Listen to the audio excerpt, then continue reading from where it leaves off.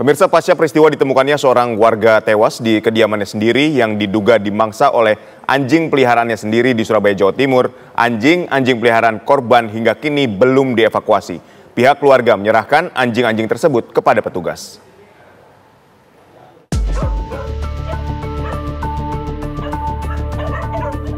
Suara gonggongan anjing terdengar gaduh di halaman belakang kediaman almarhum Johannes Alexander Stefanus de Vretes, warga Jalan Rungkut Harapan, Surabaya, Jawa Timur pada Sabtu pagi.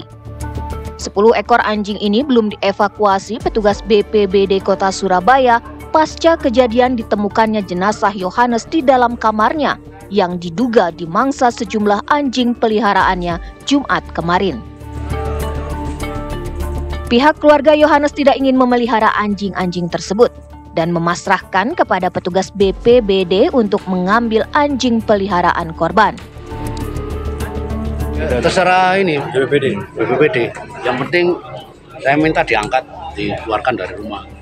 Jadi nggak dipelihara keluarga sendiri ya? Memang udah dikasihkan gitu ya?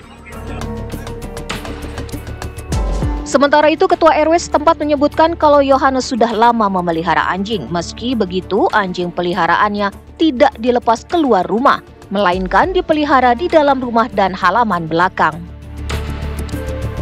Ini memang pelihara anjing banyak gitu, Pak? Ya, 7 atau berapa gitu loh anjingnya.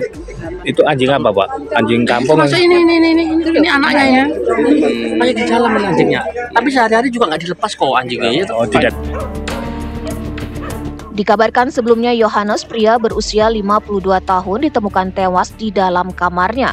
Korban meninggal karena sakit TBC.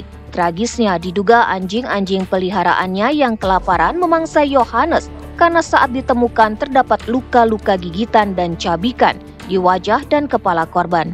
Selanjutnya jenazah korban dievakuasi ke Rumah Sakit Bayangkara Polda Jawa Timur untuk diotopsi.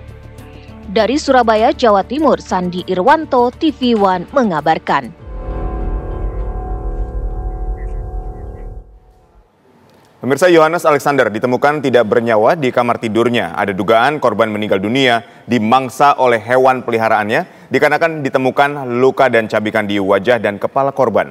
Untuk mengetahui informasi selengkapnya sudah bergabung bersama kami kakak korban Johannes, Bapak Heri de Vretes. Selamat sore, Pak Heri. Bapak. Baik, Pak Heri, ini apa penyebab dari almarhum Johannes ini meninggal dunia, Pak? Ya, sebelumnya saya klarifikasi nama dulu, Pak. Baik. Nama saya Henry. Baik, Pak Henry. Henry, ya. Ya. Jadi pada saat ditemukan itu, adik saya itu meninggal dalam keadaan sakit. Bukan karena dimangsa anjing lalu meninggal. Ya.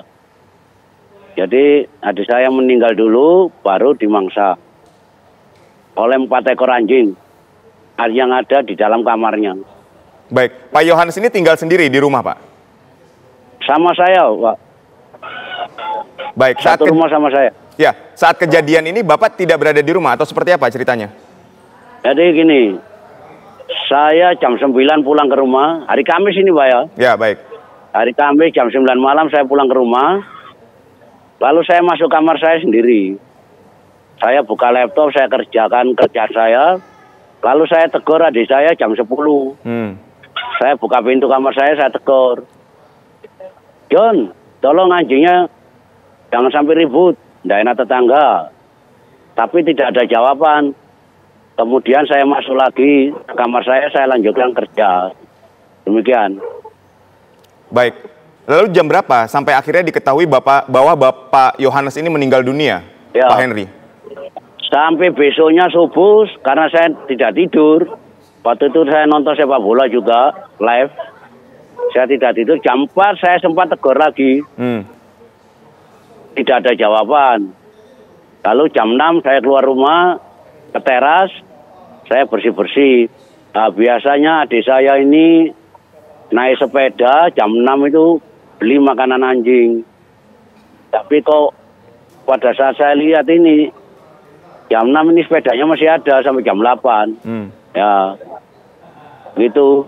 Terus jam 9, saya intip dari celah pintu. pintu kamarnya adik saya. Ternyata waktu saya intip, anjingnya itu dalam posisi menjilat kepala korban. Demikian. Jadi anjing ini memang berada di dalam satu kamar dengan Bapak Yohanes ya? Ada berapa ekor anjing di dalam satu kamar itu? Benar, dalam satu kamar ada 4 ekor besar. Anjing jenis apa, Pak Henry? Anjing kampung, Pak. Ini anjing kampung. Baik, apakah sudah ada hasil autopsi dari almarhum Pak Yohanes ini? Karena kan ditemukan sejumlah luka di bagian wajah dan kepalanya. Ya, jadi kronologinya waktu hari Jumat sebelum Jumatan ya, saya dobrak dengan keluarga saya. Memang penuh luka, dari wajah penuh luka, lalu belakang kepala juga, lalu tangan, kemudian dari BPBD sama Inafis Polda Jatim datang untuk mengevakuasi. Baik, tapi apakah sebelumnya ada riwayat bahwa anjing ini pernah menyerang korban atau menyerang orang lain? Tidak pernah, Pak. Anjing ini tidak pernah keluar rumah. Dan kalau sama korban, dia pasti tunduk. Pasti kalau gonggong itu disuruh diam-diam. Baik, jadi memang dipastikan korban terlebih dahulu meninggal dunia, baru kemudian luka-luka itu setelah korban meninggal ya? Ya, meninggal.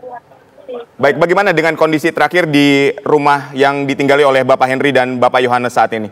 Apakah anjing-anjing ini sudah dievakuasi oleh petugas? Belum, Pak. Sementara sore hari ini banyak petugas memang datang.